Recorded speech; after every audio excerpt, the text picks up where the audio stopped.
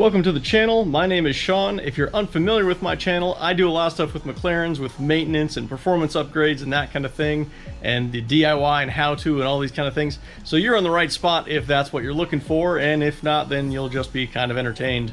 So this is my MP412C that I've got behind me, and I'm doing two videos side by side. You may have found this one from the other one, but in this one we're doing the transmission service. So we're going to change out all the fluids and the filter, and I'm going to show you step by step how to do that.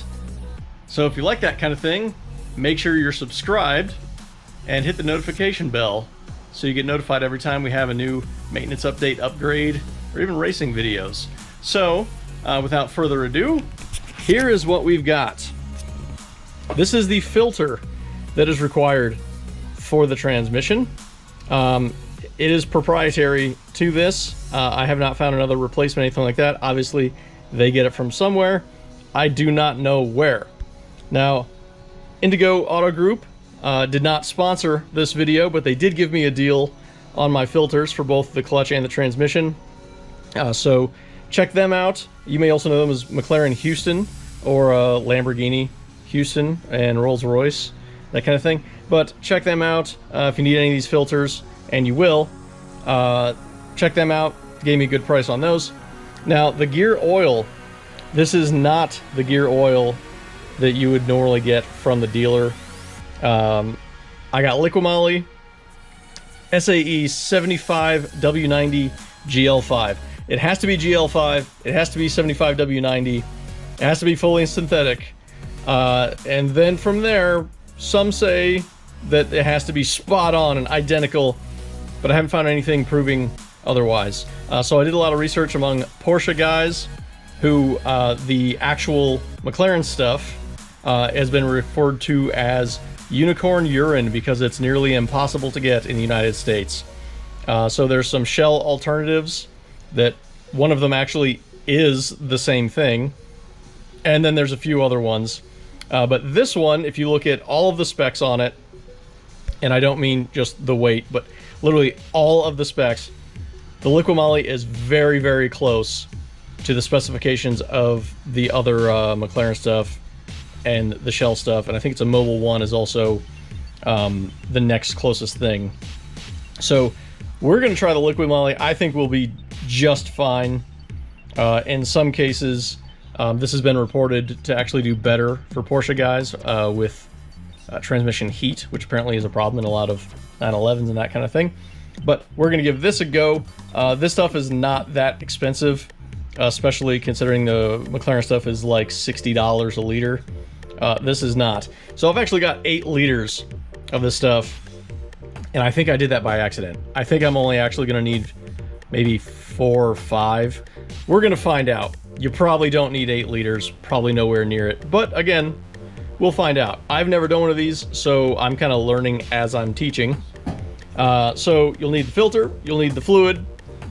That's it. Beyond that, it's tools and time, so let's get started. Step 1 is going to be remove the diffuser. We've got 2 screws here, 2 screws here, and a bunch of them under there.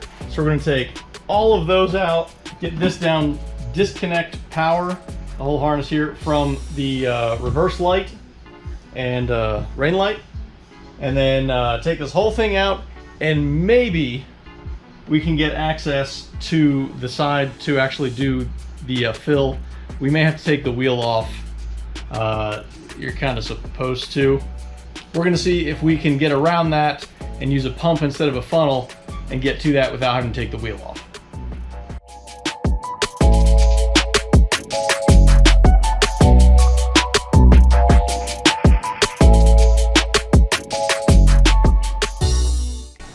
These are all 4mm hex. You may have noticed I used a screwdriver on 2 other ones. Those are Phillips. Those were changed because they were missing at some point, and the thread that I could get and everything readily available was Phillips, so that's why mine were different on those. I do recommend using a T-handle when you can, because these small ones are kind of a pain. But if you want to do it fast, you can also use an Ugga Chugga.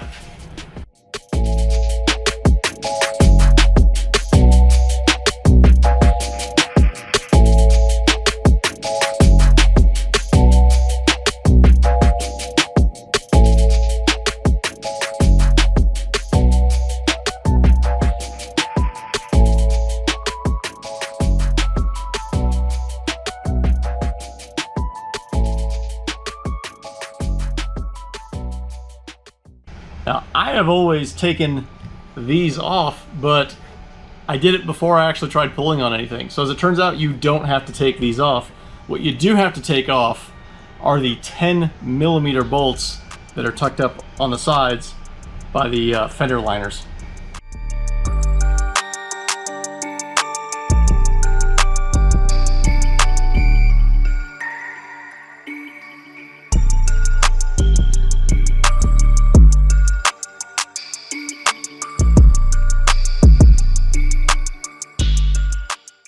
And now we'll do the same thing on the other side, and this should come loose.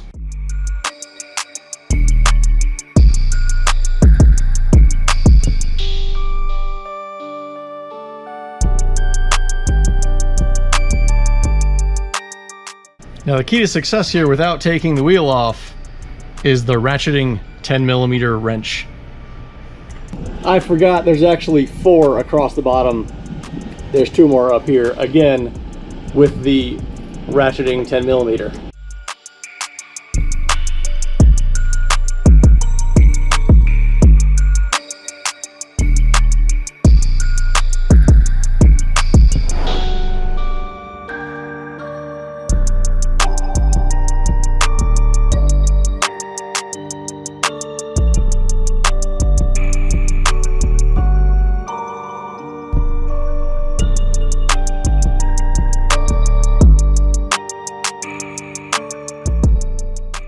And since I also forgot, right up here on each side, there's another one.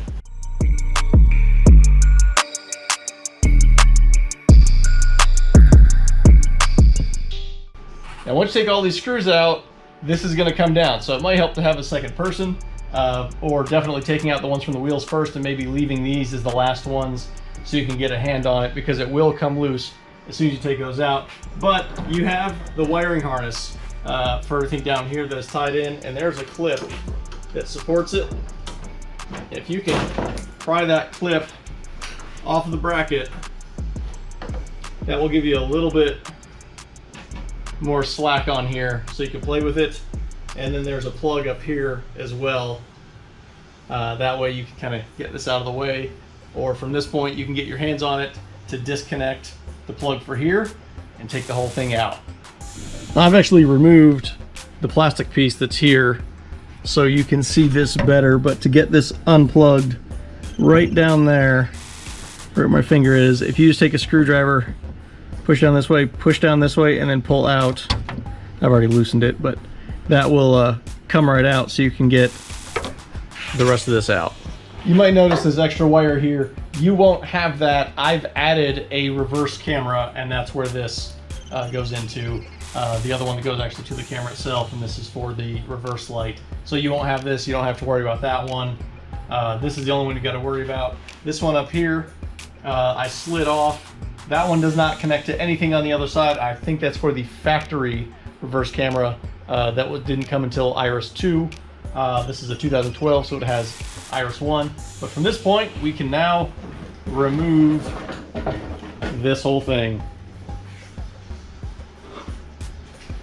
Next up, we've got this plate. 10mm bolts all the way around. There is a box that's mounted right here, so you got to be aware of that.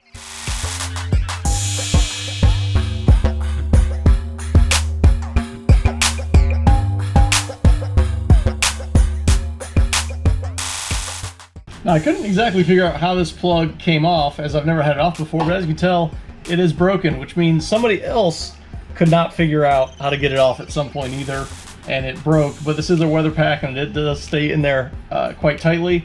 That is for TPMS, so it's not critical to it running, but try not to break that, because you know, broken plug things. Here's what we're working with. This is the fill for the transmission. This is the drain for the transmission, and this is the filter. So we just got to take that one bolt out. This whole thing slides out. Drain here, fill here. Pretty straightforward.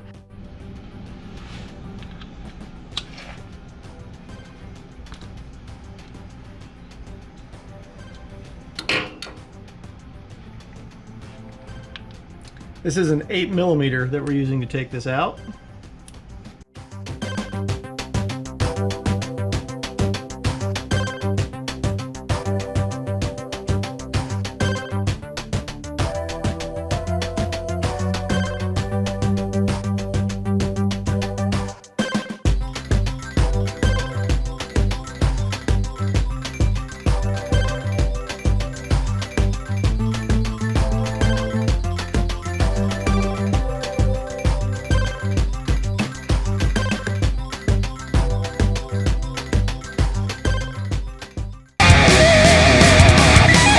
So how long did that take to drain that? A long time. I went and ate dinner. Basically go until it stops. Like this. It does need to be drained completely. Have a beer, have 2 beers, have many beers, have dinner. Do something. It's going to take a little while. So now we can put the plug back in, making sure that the surface is still clean, which it should be. You may have a little bit of drop of fluid in there, which is fine. And we need to torque this to 37 foot-pounds or 50 Newton meters. You do not want to over-torque. I cannot stress enough how much you do not want to over-torque. It will cause a huge problem.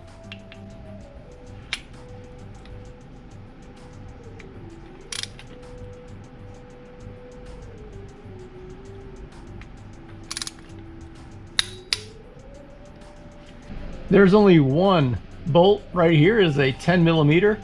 We're going to take that bolt out, pull the filter out, and then we can just simply swap it with the other one.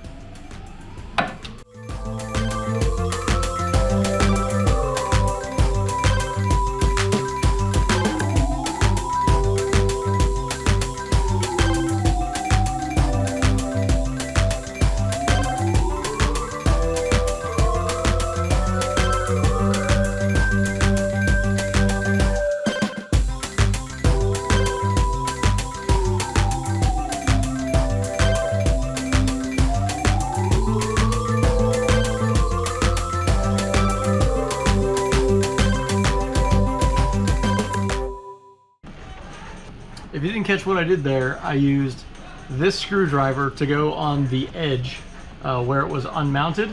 I used this mallet to give it a little tap to take this end and twist it downward. That breaks the seal and made it so I grab it, pop it out, and now we can completely remove the filter.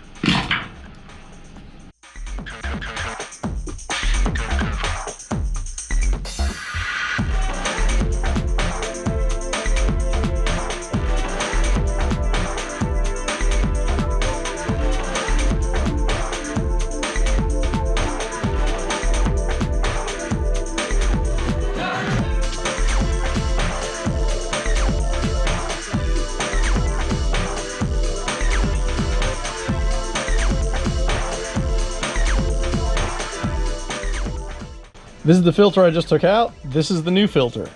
Now, you definitely don't want to reuse O-rings. This one, I can see a little bit of damage right there, but it comes with O-rings on it anyway. Now, something else to point out, the service manual from McLaren actually says to clean the filter, not replace the filter. So this can be cleaned, but for what it costs, it might be easier to just replace it as I'm doing. It is a little bit pricey, but you don't have to deal with it. You don't have to deal with getting new O-rings or anything like that if they were damaged. This one was definitely doing some filtering. The fluid that came out was pretty dark, and that was being replaced sooner than it really should have been in the service interval. But this is the new one. We're going to put it in, and then we can get to the fill.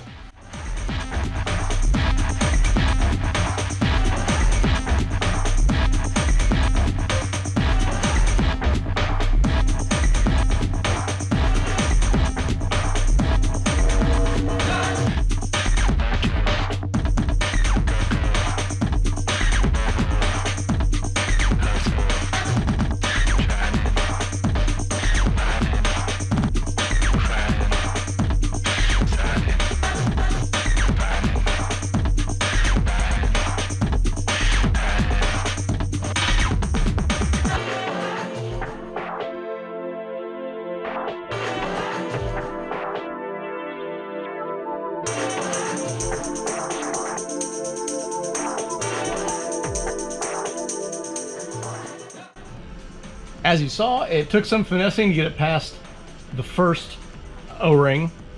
Using the oil that's in there, I twisted it around to get a little bit of lubrication from the oil that's already in there. Managed to get that finally past. It has to be lined up perfectly straight or it will not go in. Once you get past that, down to this last one, you can put the bolt in, and that will pull the rest of that in to that point. And now we have to torque it. It doesn't take much. It is 10 Newton meters, 7 foot-pounds of torque, 88 inch-pounds if you're using one of those.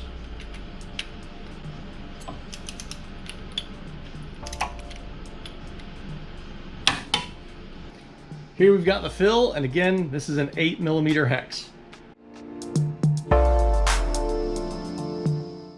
When we go to fill the fluid, we're going to use a pump. You could also use a funnel, but since we're on the lift and we're below it, we're going to use a manual pump, and you're going to pump fluid until we start to seep out the top. Then we'll proceed on to the next step. We're using our 75 W90, and this particular brand and bottle, after you take the top off, has this nice little dispenser, so we don't even have to use the pump or anything on this one.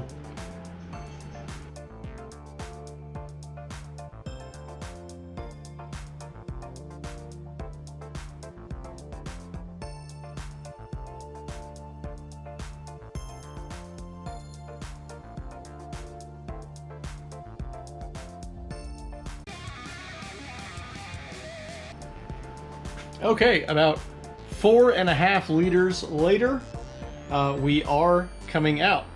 So now we'll put the plug back in.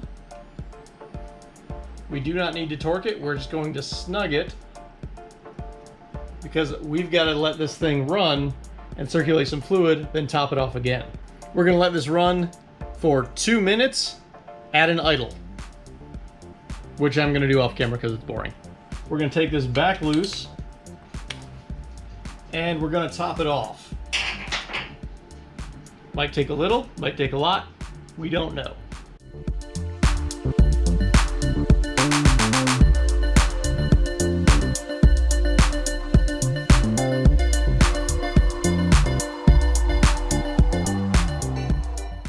We will again put the plug back in, snug it up, and we're going to do this one more time, but this time we really need to get it warm. The manual says that we need to use MDS and make sure that the transmission is at 95 degrees Celsius.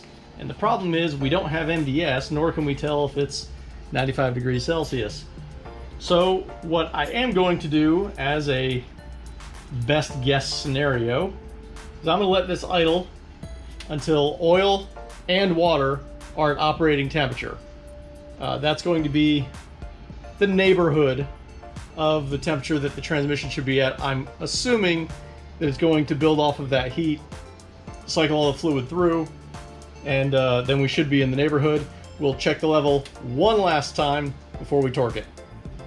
Alright, now that we've done that one more time, we're going to take this loose, top it off, which shouldn't take a whole lot, and then we can put the whole thing back together. Turns out we do not need to top off if necessary. It is in fact coming out. So now we can torque this to 37 foot-pounds or 50 Newton meters. Alright, so final count on the gear oil is almost 5 liters. We're down to about here on this guy. So 5 liters is all you need. You don't need the 8 that I got, so I guess I'll be selling you the 3 because this doesn't need to be done for another 40,000 miles, and I'm not gonna hold on to this for another 40,000 miles. That's quite some time.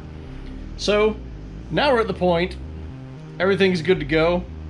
We can put the car back together and give it a test drive. Something else you should be doing, since you're running it after replacing fluids and that kind of thing, is check all the places that you took loose. Make sure you don't have any leaks or check to make sure you don't have any new leaks from anything else. But go back and just double check, just in case you forgot to go back and torque something, or maybe torqued it incorrectly. Or if the seal that you got is bad, a good practice is to replace those plugs because they do have the washers on them, or just replace the washers themselves. I did not do that. They seem to be fine. Maybe the third or fourth time you took them loose, you might definitely want to replace them. McLaren wants a lot of money for those things. They're very, very proud of them. I think they're maybe $40 a piece, something like that. It's absolutely asinine, but they seem to be working just fine without replacing those. But that is up to your discretion if you want to do that or not. So let's put everything back together in reverse order so we can go for a test drive. Now's a great time to do some cleaning under here if you want to. Mine's not too bad. There's a few spots that are a little bit grimy, but they're just gonna stay that way. The order that this goes back together does not matter. I'm gonna go ahead and do this piece first, just because. Then we'll get the diffuser on.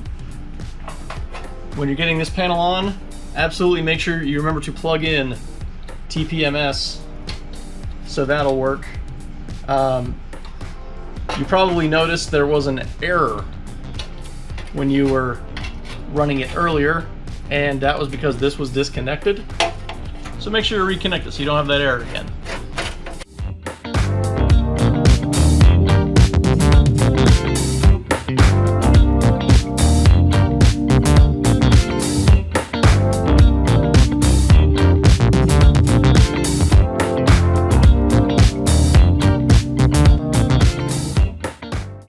The impact that I'm using is not extremely high torque. They don't need to be extremely high torque. That just does make it a lot faster going in and out. It is a 1/4 inch impact, so not a big deal. But make sure that these are definitely nice and snug. And now we can move on to the more difficult part, which is the diffuser. It helps if you have a second person. If you don't, you'll see how you can do it with one person. Now I'm going to use something a little bit different than I did when I was taking everything out. The bit kept coming out of the holder, wasn't working out so great, and you can do this instead if you don't have one. So this is a 4mm. I just took a wrench, cut the angle part off, and now you can put this in a drill. You can do a very low clutch setting. You can strip these out, so if you're going to use a power tool like a drill, make sure that the clutch setting is set very low. Just makes things go faster. If not, if you don't feel comfortable with that, do it by hand. But you can put one of these in the drill, and again, make sure it's a low torque setting. It'll make things go much faster, a little bit easier when you're trying to hold it up by yourself. Don't forget to plug in your plug for everything down here. Then we can lift it in place. Might be easy to get some of these in, one on each side, and that'll kind of hold this in place so you can get to the bottom, get another one in place, and then put the rest of them in.